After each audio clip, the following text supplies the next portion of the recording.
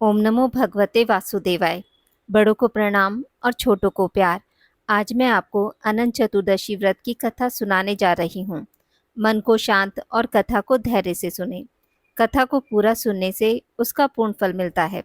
चलिए शुरू करते हैं, मगर उससे पहले आप सभी को अनंत चतुर्दशी की हार्दिक शुभकामनाएं। अनंत चतुर्दशी का शास्त्रों में विशेष महत्व बताया गया है। हर साल यह त्योहार भाद्रपद माह के शुक्ल पक्ष की चतुर्दशी तिथि को मनाया जाता है।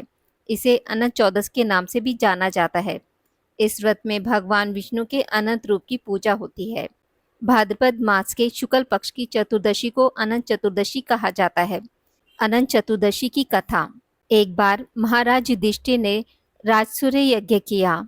उस यज्ञ मंडप का निर्माण इतना सुंदर तो था ही, अद्भुत भी था। वह यज्ञ मंडप इतना मनोरम था कि जल व थल की भिन्नता प्रतीत ही नहीं होती थी। जल में स्थल, स्थल में जल की भांति प्रतीत होती थी।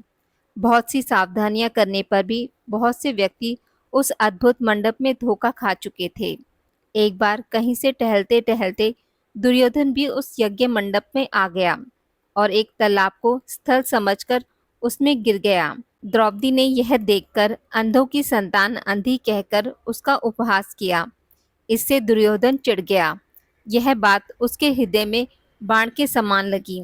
उसने मन में द्वेष उत्पन्न हो गया और उसने पांडवों से बदला लेने की ठान ली। उसके मस्तिष्क में उस अपमान का बदला लेने के लिए विचार उपजने लगे। उसने बदला लेने के लिए पांडवों को दूध कीड़ा में हराकर उस अपमान का बदला लेने की सोची। उसने पांडवों को जुए में पराजित कर दिया। पराजित होने पर प्रतिज्ञा अनुसार पांडवों को 12 वर्ष के लिए वनवास भोगना पड़ा। वन में रहते हुए पांडव अनेक कष्ट सहते रहे। एक दिन जब भगवान श्री कृष्ण उनसे मिलने आए, तब युधिष्ठिर ने अपना दुख कहा और दुख दूर करने का उपाय पूछा। तब श्री कृष्ण ने कहा, हे युधिष्ठिर, तुम विधि पूर्वक अनंत भगवान का व्रत करो। इससे तुम्हारा सारा संकट दूर हो जाएगा। इस संदर्भ में श्री कृष्ण ने उन्हें कथा सुनाई। प्राचीन काल में सुमंत नामक एक नेक तपस्वी ब्राह्मण था। उसकी पत्नी का नाम दीक्षा था। उसकी एक परम सुंदरी, धर्मपरायण तथा ज्योतिर्मयी कन्या थी, जिसका नाम सुशीला था। सुशीला जब बड़ी हुई तो उसकी माता दीक्षा की मृत्यु हो गई। पत्नी के मरने के बाद सुमंत ने कर्कशा नामक स्त्री से दूसरा विवाह कर लिया। सुशीला का विवाह ब्राह्मण सुमंत ने कौंडिन्य ऋषि के साथ कर दिया। विदाई में कुछ देने की बात पर कर्कशा ने दामाद को कुछ ईंट और पत्थरों के टुकड़े बांधकर दे दिए। कौंडिन्य ऋषि दुखी हो अपनी पत्नी को लेकर अपने आश्रम की ओर चल दिए, परंतु रास्ते में ही रात हो गई। वे नदी तट पर संध्या करने लगे। सुशीला ने देखा वहां पर बहुत सी स्त्रियां सुंदर वस्त्र धारण कर किसी देवता की पूजा कर रही थी। सुशीला के पूछने पर उन्होंने विधि पूर्वक अनंत व्रत की महत्ता बताई। सुशीला ने वहीं उस व्रत का अनुष्ठान किया और 14 गांठों वाला डोरा हाथ में बांधकर ऋषि कौंडिन्य के पास आ गई।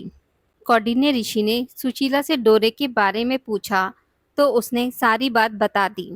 उन्होंने डोरे को तोड़कर अग्नि में डाल दिया। इससे भगवान अनंत जी का अपमान हुआ।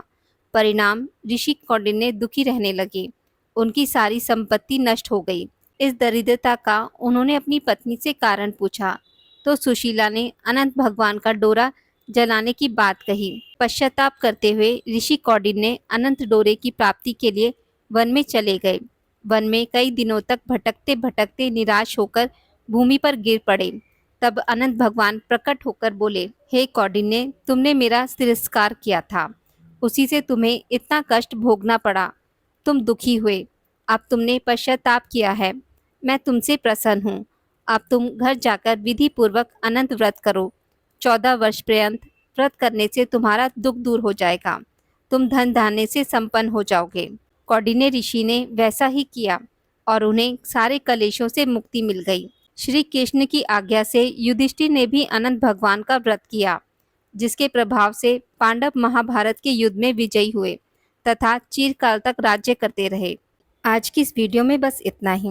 मित्रों, अगर आपको मेरी वीडियोस पसंद आती हैं तो इसे लाइक और शेयर ज़रूर करें और पूजा पाठ से जुड़ी जानकारी के लिए मेरे चैनल को सब्सक्राइब करना ना भूलें। धन्यवाद।